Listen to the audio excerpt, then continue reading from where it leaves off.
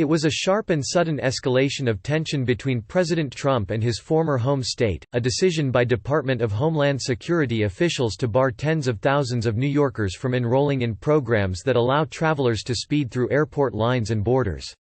But the justification, unveiled late on Wednesday, may have been even more jarring. Federal authorities suggested that the state had endangered national security with a new law allowing undocumented immigrants to obtain driver's licenses. This is unbounded arrogance, disrespect of the rule of law, hyper-political government, and this is another form of extortion, Governor Andrew M. Cuomo, a third-term Democrat, said of the move by Homeland Security. This is what Trump did with Ukraine. This is the ethos of his federal government. The conflict, which has the potential to slow the travel routines of at least 175,000 New Yorkers, stems from two vastly different approaches to immigration policy. New York is one of more than a dozen states that have passed laws allowing undocumented immigrants to obtain driver's licenses, contending it would make roads safer, provide more economic opportunity and reduce the fear of being deported for a driving violation. But unlike other states, New York included a provision that restricted federal immigration agencies' access to Department of Motor Vehicles records without a court order, federal officials said. Federal authorities argued that this was hamstringing law enforcement, making it more difficult to fight everything from drug running to human trafficking, and striking at the heart of efforts to keep our nation secure. Here we have one of the other targets of 9/11, New York, walking backward, quite intentionally, in the other direction to bar the sharing of law enforcement relevant information, Kenneth T. Cuccinelli, the acting Deputy Secretary of Homeland Security, said on Thursday. The move escalated the Trump administration's battle with cities and states over immigration enforcement, and it took New York officials by surprise. There were no negotiations between Mr. Cuomo and federal authorities, state officials only learned of the ban on Wednesday night.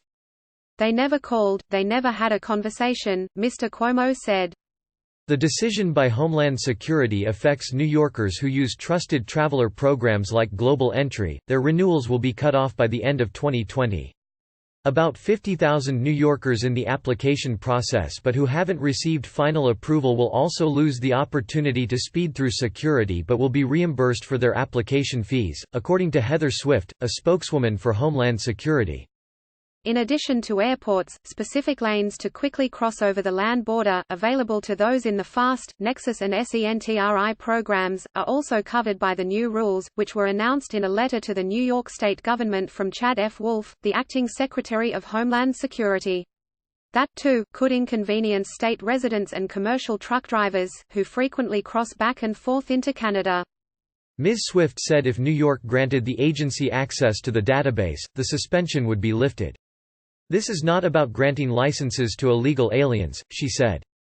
15 states and the District of Columbia have passed so-called green light laws allowing undocumented immigrants to obtain driver's licenses. According to the National Conference of State Legislatures, they include solidly Democratic states like Washington and California, and conservative bastions like Utah. Supporters of New York's law championed it as one of the strongest in its protection of personal information, including photos, from federal immigration officials.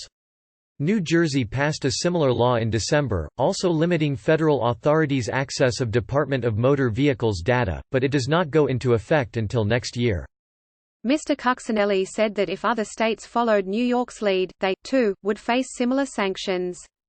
I know that the state of Washington is looking at a law like New York's green light law, he said.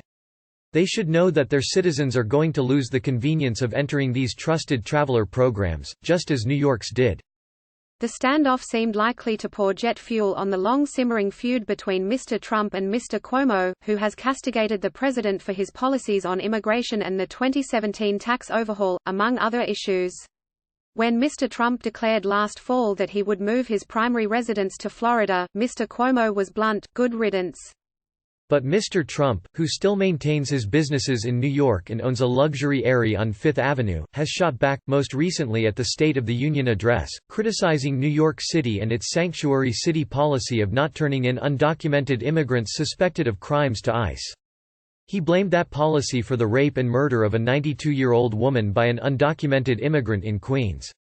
The White House has in the past directed Homeland Security officials to highlight such crimes by undocumented immigrants to the public to bolster support for his aggressive immigration policies. During Mr. Trump's first year in office, Jeff Sessions, then the Attorney General, also threatened to revoke federal law enforcement funding from sanctuary cities like New York for such policies. But on Thursday, Mr. Trump's hardline approach to immigration had seemingly bled into the realm of exclusive airport security lines, which often cater to frequent travelers. Mr. Cuomo, among others, questioned if Homeland Security truly needed the state database to vet applicants to the Travelers Program. Lawrence Payne, a Customs and Border Protection spokesman, said the access was crucial to analyze information on applicants' traffic offenses, like infractions for driving under the influence, that would not regularly be available to the agency. But Benny Thompson, Democrat of Mississippi and chairman of the House Committee on Homeland Security, said those travelers already send substantial personal information to the federal government, and submit to a background check, when applying for the expedited travel programs, making the DMV databases unnecessary. It is clearly a blatant attempt by the White House to score political points and perpetuate a partisan fight with New York elected officials, Mr. Thompson said.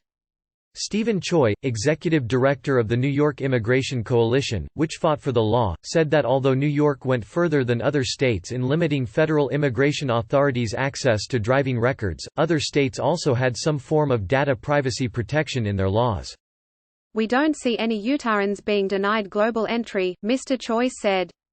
So it seems obvious this is part of Trump's campaign targeting New York City, targeting New York State and targeting the protections we have provided for immigrant communities.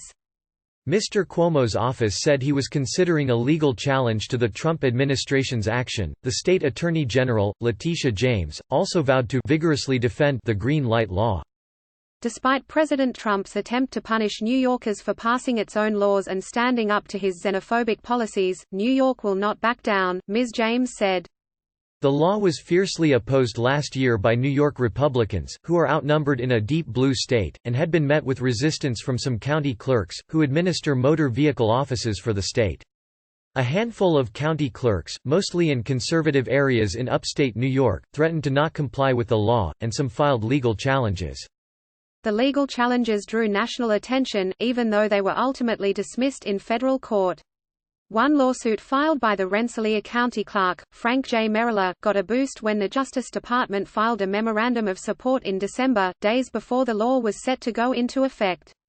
The Justice Department's lawyers suggested in the filing that the state law's disclosure restrictions are wide-reaching and appear aimed at frustrating the federal government's enforcement of the immigration laws.